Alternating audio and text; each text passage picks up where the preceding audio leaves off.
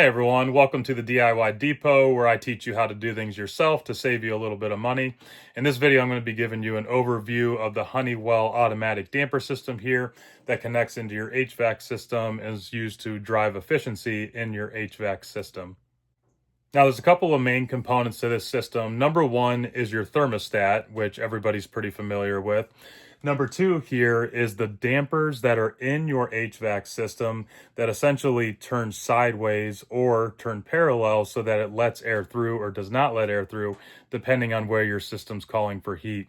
Attached to that then there is just the motor that controls whether or not that is open or closed.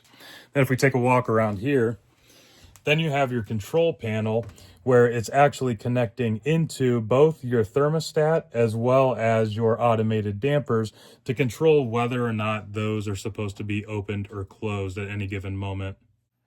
To give you a closer look here, mine's got 4 different zones in it, and you'll be able to see those up here. Each one of those is labeled. That's number 3, number 1 there, number 2 there, and number 4 right there. Each one of those connects back into this control panel, and it tells you here the current state.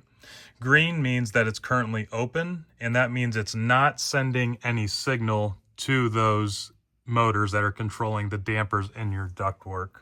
Now, taking a closer look at the actual motors that control the dampers, these ones here are the Honeywell M847D zone, and these ones are fail open. So whenever there's no signal to here, let's say your control board failed at some point in the future and you're not getting a signal here, that's going to make sure that your air is always allowed to flow in that section of your home. Conversely, there's normally closed systems where they're automatically closed and they need a signal to open. I prefer these ones here because if it does fail, you want air to flow, where maybe you're losing a little bit of efficiency in your system, but at least you're getting AC or you're getting heat to your house. Also on these, you'll notice that there's a little red lever here, and then there's numbers 0, 1, 2, and 3. This is just a manual setting on how far you want the damper that's in your ductwork to close whenever it gets a signal that that room is not calling for heat or it's not calling for AC. So by default, these will be set to 0, which means they will close 100% of the way. But if you change this over to a 1, all you do is push it up toward your ductwork and move it over, then it's only going to close to that 1 setting. Same thing if you move it to a 2, or if you push it in and move it to a 3, then it's going to still let some air flow so that the room's still getting some heat, but it's also saving you some efficiency because it's not just leaving it wide open. But I do recommend leaving these on 0 if you want to get maximum efficiency. A couple other things to note here.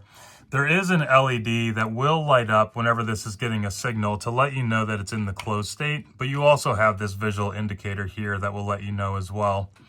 And then up top, if you ever want to manually control it, there is a little set screw here that is mounting it to the damper that you can just move to close the motor or the damper manually. So you can see when I'm moving that, it's connected to this and it's actually displaying that right there as well. So just a way to do a manual override in case you want to test out the actual damper function. Now, if you have reason to believe that your damper has failed, maybe there's a room that's getting too hot or too cold, or not getting hot or cold at all.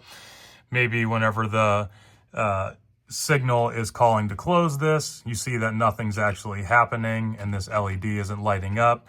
You actually can easily replace this with just a couple of tools, and I'll link to a video up here where I'll show you exactly how to do that in case you need to change yours out. Next, I'll show you what happens whenever the system starts to call for heat because I'm turning up the temperature on one of the thermostats, or because the temperature in the house has dropped low enough that it needs to turn on the furnace. Okay, so you can see there that we did a heat call, and it's calling it specifically in zone 3. So all the other ones now are receiving a signal that's telling them to close. And you can see that that's actually in the process there of going from open to close, and that LED indicator has kicked on. So that's happening in every zone besides zone 3, which you can see there is not receiving a signal and will remain open. That allows air to flow freely into zone 3, but it'll stop at zone 1, zone 2, and zone 4 over there. Now, another thing that you should be aware of to test whether or not this has failed or your motor has failed, whenever you do a call on one of your thermostats for heat or for cold, you can come down here and check if this is actually setting the right setting. So if you called it in zone 3 and this one is not showing as green, it's possible that there's an issue here at the control panel, versus if you see that you're getting the correct signal here and then you look at your damper motor and that is not showing the correct signal, then it's possible that the motor is actually what has failed and needs replaced. The way that these damper motors work is they actually have a tightly wound spring in them, which keeps them in the open position by default, even when there's no power. Then whenever there is power, it's going against that spring in order to turn it to the closed position. And then whenever it no longer needs to be closed, the power goes off, the motor stops fighting against the spring, and then the spring unwinds it back to that open position.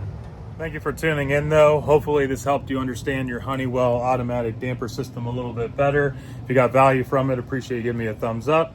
Otherwise, we'll see you here on the next one.